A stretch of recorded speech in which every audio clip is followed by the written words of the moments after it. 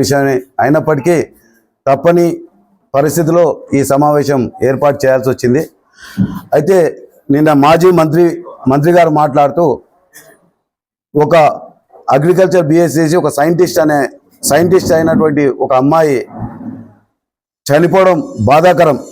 అయినప్పటికీ ఆ చావును కూడా రాజకీయాల్లో వెతకడం అది మాకు ఇంకా బాధాకరం. నిన్న ఆ అమ్మాయి ఒక సమావేశానికి ఖచ్చితంగా వెళ్ళేది ఉండే, వాళ్ళ ఇంటోళ్ళు వద్దు ఈ వరదలు ఉన్నాయని చెప్పినప్పటికీ వాళ్ళ నాన్నని తీసుకొని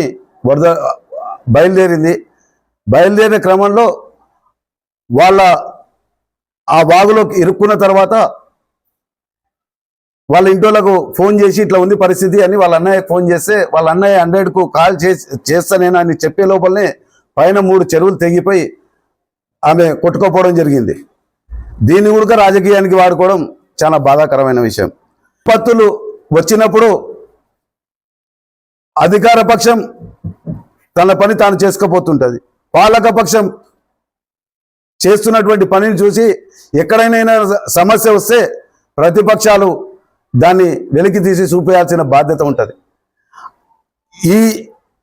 ఈ పని చేయాల్సినటువంటి ప్రతిపక్ష నాయకులు ఇంట్లో కూర్చొని ఎప్పుడు వరదలు వస్తాయా, ఎప్పుడు ఏ ఊర్లు కొట్టుకుపోతాయా, ఏది జరుగుతుందా అనే ఆలోచనతో పూజలు చేసే పరిస్థితిలో వాళ్ళు ఉన్నారు.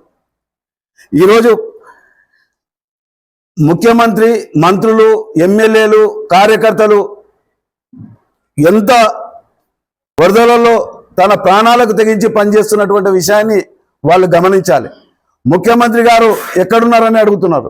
ముఖ్యమంత్రి గారు వరదలు వస్తే ఖమ్మంలో ముఖ్యమంత్రి గారు ఉన్నారు, మంత్రులు వాళ్ళ జిల్లాలలో ఉన్నారు, వనపర్తి ఎమ్మెల్యే గారు వచ్చి కాన్స్టిట్యూన్సీలో తిరుగుతున్నారు.